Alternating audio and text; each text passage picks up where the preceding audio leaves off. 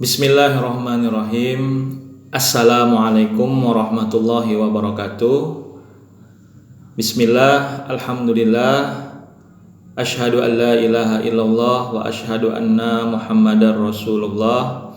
Allahumma sholli ala sayyidina Muhammad wa ala ali sayyidina Muhammad kama sholaita ala sayyidina Ibrahim wa ala ali sayyidina Ibrahim wa barik ala sayyidina Muhammad wa ala ali sayyidina Muhammad kama barakta ala sayyidina Ibrahim wa ala ali sayyidina Ibrahim fil alamina innaka Hamidum Majid. Anak-anak Bapak siswa-siswi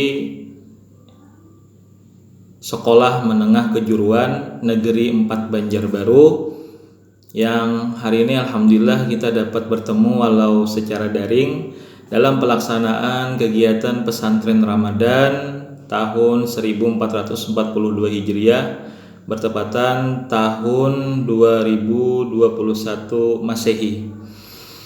Mudah-mudahan kita semua dalam keadaan yang seperti ini selalu disehatkan badan, diberikan panjang umur, dan diberikan selalu rasa sabar dan syukur dalam menghadapi segala bentuk perjalanan di dalam dunia ini. Dan mudah-mudahan kita kembali kepada Allah pun dalam keadaan yang baik, husnul khotimah, insyaallah. Amin Allahumma amin. Hari ini materi yang ingin Bapak sampaikan adalah tentang tauhid. Tauhid berarti materinya tentang ma'rifatullah, mengenal Allah. Oke, apa caranya mengenal Allah? Nah, cara mengenal Allah yang paling mudah itu adalah lewat cerminan tampilan Allah yang kita lihat dalam kehidupan sehari-hari. Lewat makhluk. Nah, itu sudah bisa kita melihat bagaimana segala bentuk keesaannya Allah, ya kan? Melihat alam semesta nih, itu sudah bisa kita dapat mengenal Allah. Harusnya. Makanya sebenarnya kita dalam keadaan perjalanan, piknik, melihat gunung, melihat sungai yang indah, melihat laut, ya kan, berdesir dengan pasirnya. Itu sebenarnya kita harus melihat, ini siapa sih yang mengadakan seperti ini, menciptakan? Apakah olah tangan manusia? Tidak. Olah tangan manusia tidak, itu olah tangan Allah. Coba lihat bagaimana langit yang luasnya, ya kan, bumi ini. Langit tidak bertiang aja, siapa yang bisa bangun ya? Kalau tukang rumah aja bangun rumah itu pasti harus ada tiang, ya kan, ada pondasinya. Coba sekarang dunia ini kalian bayangkan, di mana tiangnya? Nah, itu sebenarnya kita sudah tahu bahwasanya ini adalah orang yang luar biasa, ya kan? Nah, kita sebagai hamba harusnya sadar, ini adalah zatnya Allah yang membangunkan. Nah, itu sudah kita tahu sebenarnya, ya kan? Nah, kenal kita dengan Allah. Allah ini luar biasa. Lihat lagi asma-asmanya. Apalagi Allah mempunyai asmaul husna yang jumlahnya 99, yang mana juga itu disifatkannya oleh Allah. Seperti contoh misalnya Allah Maha melihat keadaan hambanya. Coba lihat, bayangkan. Kadang kita bergeritik hati, ya kan, ingin ini ingin itu, Allah kabulkan. Pasti pernah. Pasti.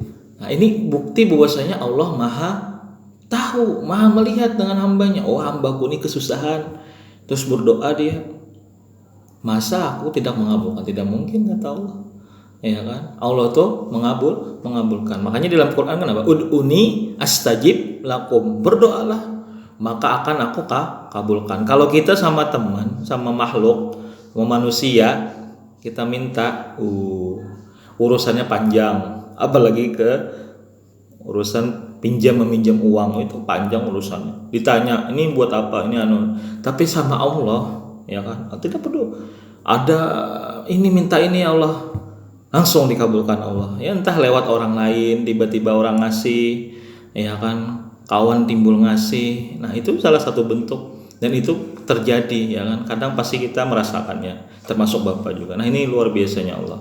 Allah kenal dengan makhluknya. Ya kan, kadang kalau pemimpin kan, kalau makhluk ya manusia, dia nggak kepikiran untuk mensejahterakan, ya kan, rakyatnya, ya kan, secara semuanya tuh. Karena mungkin lolos ini tidak termasuk dalam cakupanku ya katanya mungkin. Tapi kalau Allah tidak, Allah semuanya Allah pantau, ya kan. Bahkan untuk orang-orang yang memang dia memerlukan, ya kan. Nah, ini luar biasanya Allah. Ya, karena itu saya mengenal Allah kita. Lewat sholat kita mengenal Allah, baca Quran kita mengenal Allah, ya kan. Kalamnya Allah yang kita sering baca Al-Quran itu kalamnya Allah. Nah, kita harusnya sadar, ya kan. Ya kan? Kemudian Allah tampilkan lagi sifat-sifatnya di dalam sifat kenabian Rasulullah, ya kan. Makanya sifat-sifat Nabi itu ada yang wajib, ya kan. Apa yang sifat wajib-wajib? Seperti misalnya contoh Nabi itu adalah amanah. Nah, itu sama, ya kan. Itu tampilan sebenarnya Nabi baik seperti ini kepada makhluk itu sebenarnya tampilan sifat kasih sayangnya Allah. Orang-orang soleh itu pun juga. Nah, harusnya kita mengenalnya lewat situ, ya kan. Cuma kadang kita melihatnya, itu kada penting, ya kan. Yang penting Allah tuh satu dari mana nggak tahu, tapi kita harus kenal dulu. Yang satu di sini maksudnya Allah itu kuasa dengan segala makhluknya, dia tanpa bantuan orang lain Allah kuasa, ya kan. Nah, ini adalah salah satu bentuk cara kita mengenal Allah. Jadi Allah kita kenal lewat kehidupan sehari-hari itu bisa, ya kan. Bagaimana Allah melihat, bagaimana kita melihat Allah, coba lihat, ya kan. Seperti binatang melata itu, ya, seperti ular itu kan tidak punya tangan tapi dia bisa masih mencari makan. Itu Allah sudah mengatur setiap kehidupan makhluknya, ya kan. Makanya di dalam Quran pun diceritakan katakan inna fi khalqis samawati wal ardi wa ikhtilafil laili wan nahar la ayatil liulil albab, ya kan. Dalam penciptaan langit, ya kan, bumi, berganti siang malam, itu sebenarnya ada tanda-tanda itu, ya kan, untuk orang yang berakal nih, kekuasaan Allah. Siapa yang bisa menggantikan siang jadi malam, malam jadi siang? Siapa yang kuasa? Tidak ada satupun.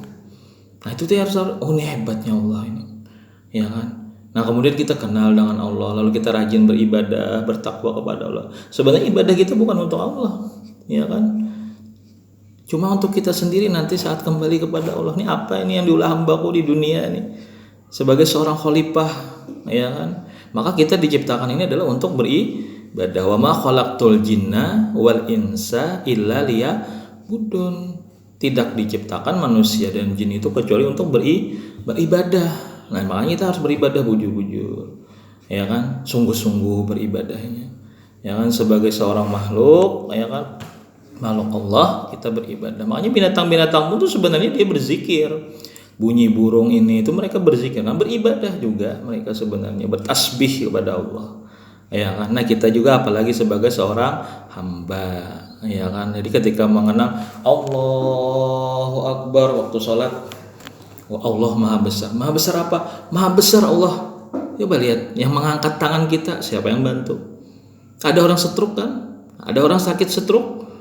Itu coba lihat, siapa juga yang mematikan rasa itu kalau bukan Allah, ya kan. Nah, makanya kita bersyukur ketika masih bisa sehat, masih bisa kuat untuk beribadah. Kita harus benar-benar beribadah dengan sungguh-sungguh kepada Allah, ikhlas, ya kan. Berikan keleluasaan diri kita untuk beribadah kepada Allah, ya kan. Jangan disia-siakan. Tapi ketika kita meninggal, ya, awakah kita bangkit lagi dari kubur jadi hantu bener ya?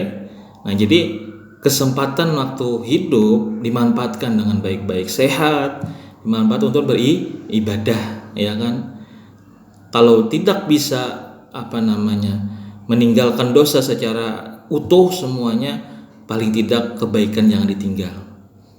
Lawan terus dengan ibadah kita. Disitulah nanti zatnya Allah, nurnya Allah itu hadir, ya kan, untuk kita mendekatkan diri kepadanya. Insya Allah, ya.